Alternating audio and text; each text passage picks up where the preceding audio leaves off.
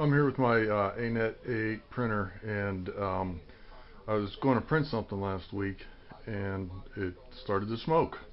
I couldn't believe it. And what had happened is, you can see this here, the fuse holder here, this whole thing melted. And after doing some looking around, found that the ground wire right here was not connected. It just came loose and it was hanging in the air. So I got myself a new inline fuse holder here. Make sure I got probably about 16 gauge wire. Hopefully we didn't damage anything else. This does have a 30 amp fuse in it, so I do need to replace that with a 20 amp. You don't want to put in something higher than rated. So let me heat up the soldering iron and see how this goes. So this handy little camera stand works nice, and I wasn't sure if I was going to crimp this or solder it here. So I'm going to solder it. I got a piece of shrink tubing that I already put on there. The other end of this is pretty long, so I think I'm just going to crimp a connector on it. And boy, I tell you, these wires are pretty heavy, and the soldering iron is not heating up so good. I might have to bust out the solder gun. So I brought out the big guns here. Let's see if we can get this to solder. Slow down.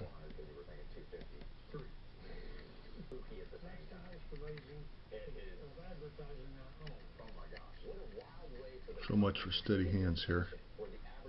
At least I got it to melt.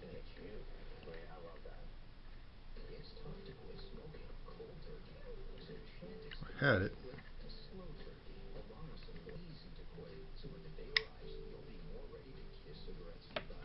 Come on.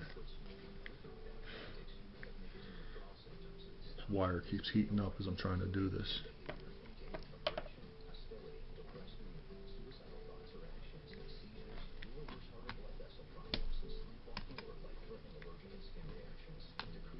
I might just give up and crimp this. Alright, I'm going to start over with this here.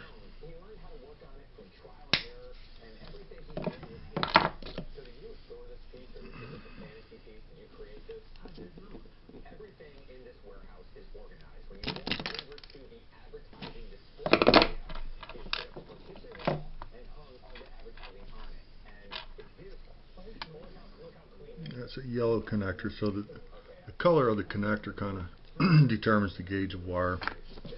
Don't ask me what gauge is what. Don't ask me what gauge is what, but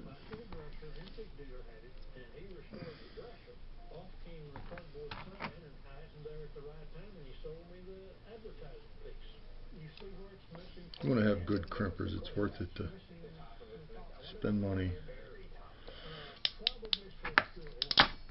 for good crimpers. And I just completely destroyed that one, didn't I? Okay, the crimp thing didn't work, but went back to soldering. The problem is that as I'm soldering it, this wire here gets so hot and I can't hold on to it. Of course, it makes me shake. But I'm okay with that solder joint, so we'll put some shrink tube on here.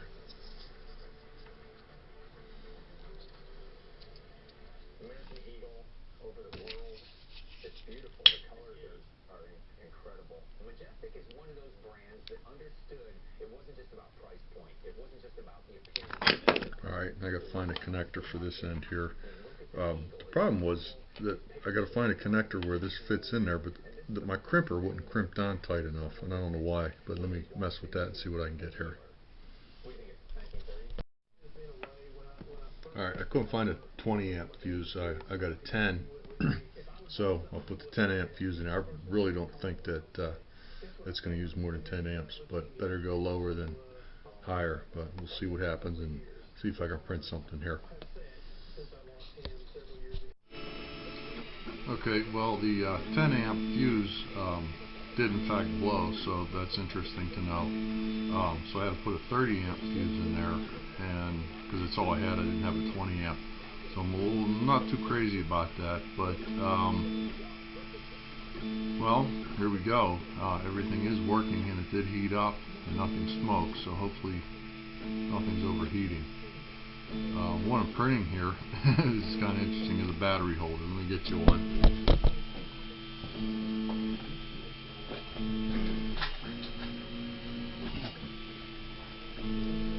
So I'm printing another one of these here to hold these little batteries, and the reason is because I keep taking little LED lights apart and alarm sensors that have these batteries in them, and I can use them for other things.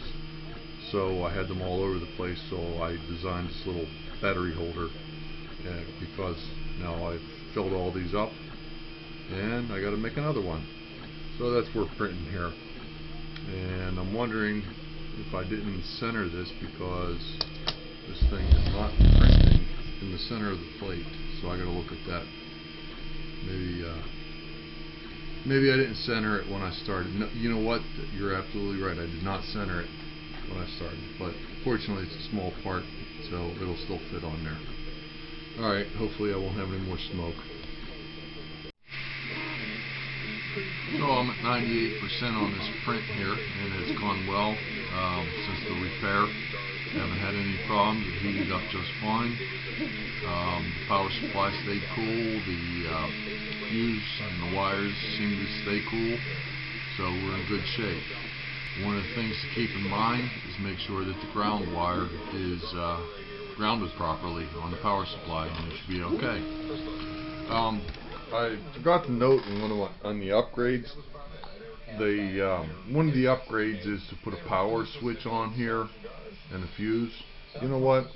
Go to the dollar store, get one of these for $1. So it has a circuit breaker in there and a power switch, and you're ready to go.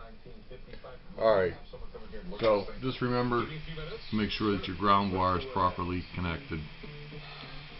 Alright, so we're back in business.